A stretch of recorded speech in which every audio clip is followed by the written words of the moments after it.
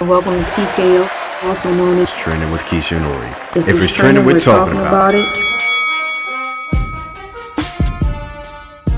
What's up, everybody? Welcome back. We look a little different here. It look like we in some sort of prison or something like that. What's going on, Keish? What up, Ori? Happy New Year. Happy New Year. New Year, everybody. We saw the other side, man. We made it deuce. Listen, I think this is the first time we've actually been in the same room. Not to say that, pandemic stuff, but, it's a new year, people. New year. Exactly. And we really appreciate your support. We definitely have a lot of hot stuff coming up in 2022. We're looking for and hoping for some amazing things. But one of the great things that happened in 2021 is that Keisha, the great person that she is, stepped up, did her thing, and became an Emmy winner. Keisha, finally. Like my first one, but I feel like I should have 1 million of them. No, man, it felt good to be acknowledged. It's actually my bro who said that I should enter and, encourage me to, step out there on faith. I did, and, good things happen when you believe and trust in yourself and, put your best foot forward. So it feels good to just have like a tangible reminder, something tangible to say that I go to work and I try to do my job well. So it felt good to join some other Emmy winners that we talked to in our episode, including Ori right here. Absolutely. So in the piece that we did on was during the George Floyd's uprising and stuff. So not only was it great to receive the Emmy, but what it was for and what it meant for our city and everything. And we actually worked together on that Sunday. Yeah. So we had a little viewing party with some of the other winners. So virtual, of course. Of course, virtual. Absolutely. So check that out. All right. I think this is our category. Yeah, it's ours. Yeah, it is. All right, PJ. Keisha. All right, nobody say anything. Right, don't say anything yet. BLM, unrest in downtown Pittsburgh, TKO. Nieve, Aguineve, y Livia, Telemundo 62. Let's see who will receive the Emmy for the team coverage. 24 hours. Go, Keisha. Congrats. Oh, he'll be fine. Let's go. Welcome to the Emmy family, Keisha. Yeah, Keisha. Congrats. Wait. Yeah, PJ. People started throwing large rocks at police vehicles. Congratulations, Keish. That's good work. Good work. Another inductee. Congratulations, Appreciate you PJ. watching. But real quick, we're gonna do a little quick little hot take thing. She wasn't expecting this, so I'm throwing it on top here. See how she can react. It's like one of those things, it's like a hot rod. I'm calling the audible. All right, Keisha, real Things quick. don't happen when I'm not prepared. All right, so Keisha, real quick, I want your opinion on this. A, B. I know this is not Philadelphia related at all, but real quick, A, B. What was your reaction to how he displayed himself on the football field? I thought it was funny. And it may be because I'm not a diehard football fan. But I thought it was funny. And, everybody had, analysts, including Ori himself, especially men. Everybody had an opinion, and a lot of it led back to that he has he had some mental instabilities, right?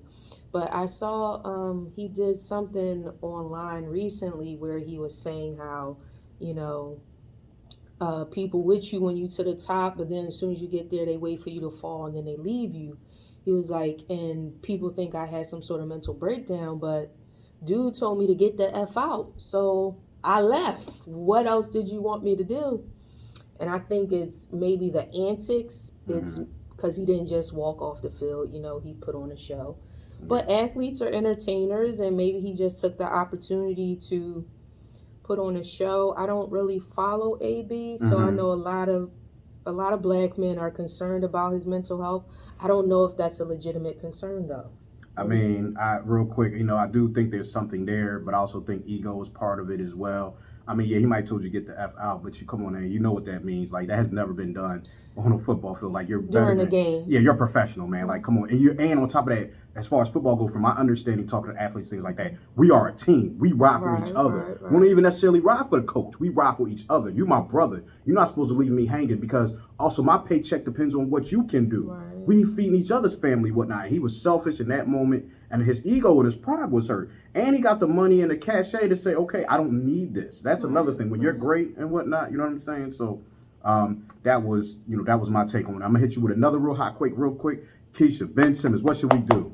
I know how you feel. I know. What should the Sixers do? I'm only asking what. It's still a hot topic. What should the Sixers do? They should do what they should have done 2 seasons I'm asking what they should do now. They should do now what they should have done 2 seasons What should they do now? They should trade him, get what they can, and figure out the rest later. The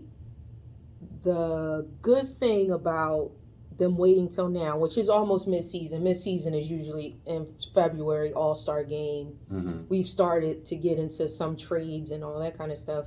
I guess they could use the excuse that they were waiting to see how the team would progress. I mean, they're on a 9 of 11 or 10 or 12 game winning streak. Yeah, as of this episode, yeah. So what you've been able to prove is you don't need him to win.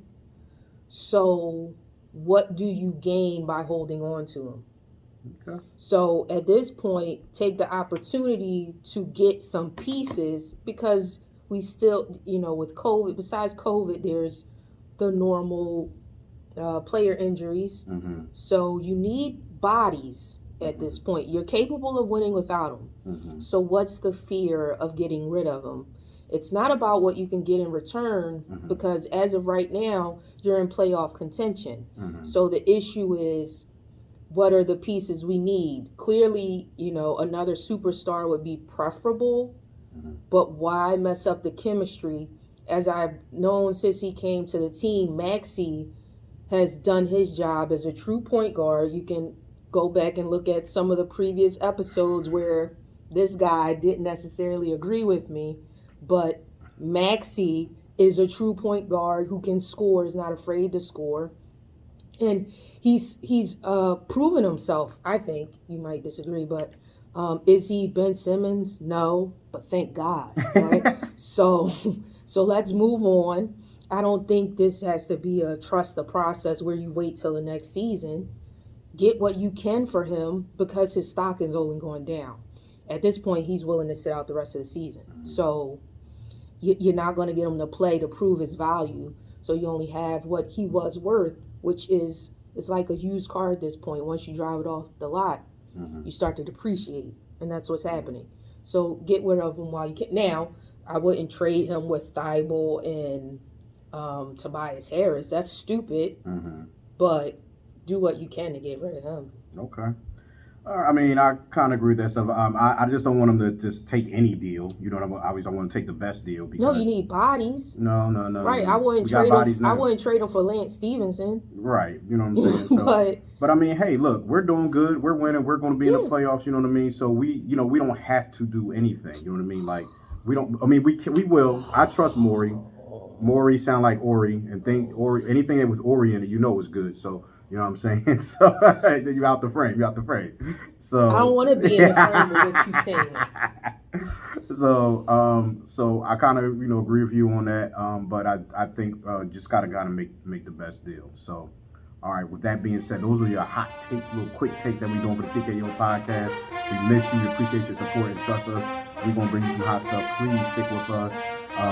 Share your comments. Always agree with me. Never agree with Keisha. She don't know what the hell she's talking about, and you will actually have a great episode. I mean, people who actually watch the podcast know that is the exact opposite of what you should do.